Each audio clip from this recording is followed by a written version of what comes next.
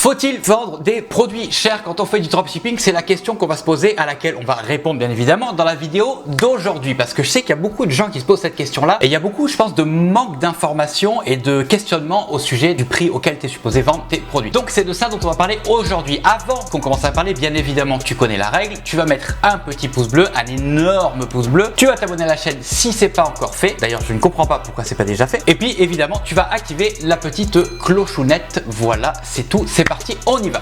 Donc, est-ce qu'il faut vendre des produits chers? Est-ce qu'il faut vendre des produits pas chers? Oui, non, explique-moi tonton, je suis perdu, je sais pas. Donc, la question est assez simple et la réponse est assez simple aussi. Ça dépend. Bravo Fabien, merci.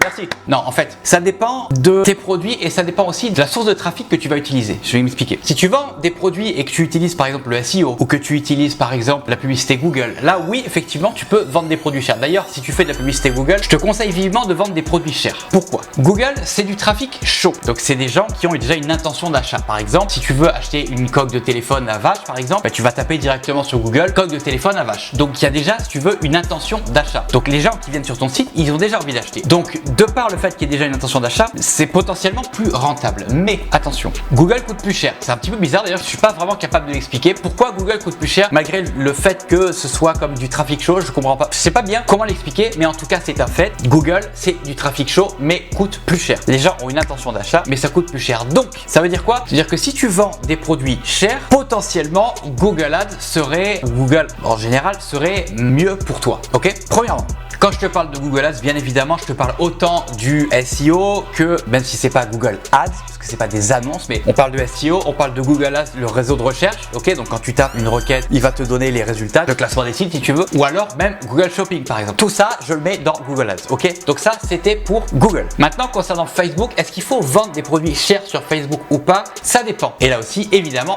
je vais m'expliquer. Facebook, c'est un petit peu différent dans le sens où Facebook coûte moins cher, mais c'est du trafic beaucoup plus froid. Encore une fois, je suis pas capable de l'expliquer. On aurait tendance à penser que plus le trafic est chaud, moins ça coûte cher, et plus le trafic est froid, plus ça coûte cher, mais c'est pas le cas. Facebook coûte encore pas très cher. Bon, ça coûte quand même très cher, mais comparativement à Google, par exemple, Facebook coûte pas très cher. Donc, est-ce qu'il faut vendre des produits chers sur Facebook? Oui, mais pas tout de suite. Une technique que tu peux employer, par exemple, ça va être de commencer par des produits pas chers pour acheter de la data, pour accumuler de la data, pour accumuler des vues de contenu, des ajouts au panier, des paiements initiés, des achats, etc., etc. Donc, pour accumuler, pour acheter de la data, c'est un investissement, hein. C'est pas de l'argent jeté en l'air ou quoi que ce soit. Le fait d'acheter, de payer pour de la data, c'est un investissement. Donc une stratégie que tu peux utiliser par exemple, ce serait de vendre des produits pas très chers, moins de 20 balles par exemple. Au-dessus de 20 balles, on commence quand même à passer dans l'achat réfléchi si tu veux. En dessous de 10 balles, c'est de l'achat coup de tête. 10-20 balles, on est dans l'achat relativement impulsif et dès que tu commences à passer au-dessus des 20-25, on commence à être sur de l'achat qui est quand même plus de l'achat réfléchi si tu veux. Bref, une stratégie finalement que tu peux employer, c'est de commencer par des produits pas chers à moins de 20 balles. L'idée, c'est que tu ne perds pas d'argent. Tu n'essayes pas nécessairement d'en gagner, mais tu essaies surtout de ne pas en perdre. Si tu peux en gagner, c'est mieux. C'est pour ça qu'il y a les upsells, etc. Mais si tu n'en gagnes pas au début, c'est pas spécialement grave, sachant que tu n'en perds pas et tu accumules des datas, donc tu achètes des datas et puis tu récupères des emails, etc., etc. Donc il n'y a pas de problème à faire ça. Une stratégie que tu peux employer, c'est donc de commencer par des produits pas chers et une fois que tu as suffisamment de data, de provisoirement augmenter tes prix. Tu passes de 19,90 par exemple à 22, à 24, à 26, etc. jusqu'à trouver un petit peu ce qu'on appelle le sweet spot. En fait, je sais pas comment on peut traduire ça en français, mais le sweet spot, c'est l'équilibre, si tu veux, entre le prix et les ventes. C'est-à-dire qu'il y a un moment donné où quand tu vas augmenter tes prix, ça va être déséquilibré parce que ton prix va être trop cher et tes ventes vont chuter. Ok? Donc en fait, ce que tu fais, c'est que tu réajustes. Ce que je te dis là, c'est pas genre un jour tu mets à 19, puis le lendemain tu mets à 22, puis le surlendemain tu mets à 24, etc. Non, c'est pas ça. Ça prend quand même des semaines si tu veux pour être capable de trouver les sweet spots. C'est-à-dire par exemple chaque semaine, tu montes ton prix progressivement. Tu vois ce que je veux dire? Il faut quand même avoir un petit peu de recul si tu veux sur ce que tu es en train de faire pour pouvoir prendre des décisions. La pire décision que tu peux faire sur Facebook finalement, c'est d'agir avec tes émotions et surtout d'agir du jour au lendemain. Il faut pas faire ça, faut pas du tout faire ça. Il faut que tu puisses avoir du recul sur les métriques que te donne Facebook pour être capable de déterminer si ce que tu fais c'est une bonne chose, si tes assets sont profitables, etc., etc. Il faut toujours du recul. Donc, on se stresse pas, on n'est pas pressé. Et imagine que Google, c'est encore pire. Google, il met des semaines, entre guillemets, à s'optimiser, tu vois. Donc, finalement, une stratégie, voilà, pour résumer un petit peu, une stratégie que je te recommande, c'est de commencer avec des prix relativement bas et progressivement augmenter tes prix. Après, une semaine, tu montes, une semaine, tu montes. Tu peux même attendre genre 5-6 jours. Tu n'es pas obligé d'attendre une semaine, mais si tu veux, je veux juste que tu ne prennes pas de décision avant au moins 4-5 jours, si tu veux. Bref, et donc, c'est ça. Et tu augmentes ton prix jusqu'à arriver à un moment donné où tu vois que ton prix est trop haut et tes ventes, elles chutent. Donc là,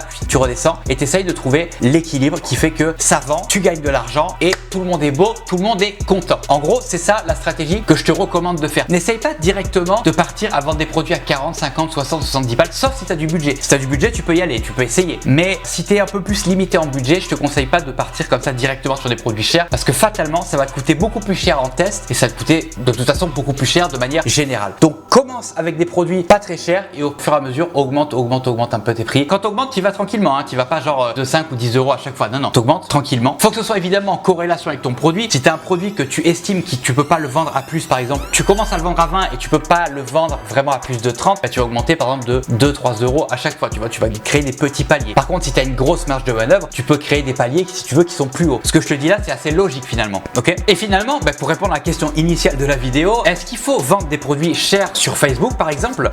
Oui, mais pas tout de suite. En gros, le fait comme ça d'avoir des petits produits et puis d'augmenter graduellement tes prix, ça fait que tu vas acheter beaucoup de data. Donc après, quand tu vas essayer de lancer des nouveaux produits, évidemment, on parle de la même niche, ok? Tu peux pas partir d'un correcteur de posture, je sais pas moi, un micro Bluetooth ou quoi, ça n'a aucun rapport, tu vois. Moi, je te parle vraiment dans le contexte où tu es dans la même niche, ok? Donc l'idée, c'est qu'une fois que tu auras acheté beaucoup de data comme ça et que Facebook se sera nourri de toutes ces datas là, qu'est-ce qui va se passer? Ben, quand tu vas vouloir vendre des produits directement plus chers, Facebook aura déjà beaucoup d'informations sur tes clients parfaits, voilà, sur ton avatar client. Il saura quels sont les bons clients pour tes produits. Donc concrètement, quand tu vas lancer des nouveaux produits qui seront plus chers, Facebook sera beaucoup plus apte à te trouver tout de suite, enfin plus rapidement en tout cas, des clients qui seront susceptibles d'acheter tes produits qui sont plus chers. Parce que tu auras déjà acheté beaucoup de data au départ. Facebook, il saura que ta niche, tes produits, c'est ces clients-là. Donc il saura déjà aller chercher ces clients-là. Voilà, tout simplement. Donc pour résumer, faut-il vendre des produits chers sur Facebook? Oui, mais pas au début. Malheureusement, une erreur que font beaucoup de débutants, c'est qu'ils veulent gagner beaucoup d'argent tout de suite. Et ce qui était faisable par exemple en 2017, 2016, 2018, etc., c'est plus faisable aujourd'hui. C'est beaucoup plus difficile si tu veux de lancer un produit et boum, d'être super profitable de suite et de se goinfrer tout de suite. On pouvait le faire avant, je dis pas qu'on peut plus le faire maintenant, mais ça devient beaucoup plus compliqué parce que les clients, ils ont l'habitude maintenant de recevoir beaucoup de publicité sur leur fil d'actualité, tu as beaucoup plus de concurrence, etc.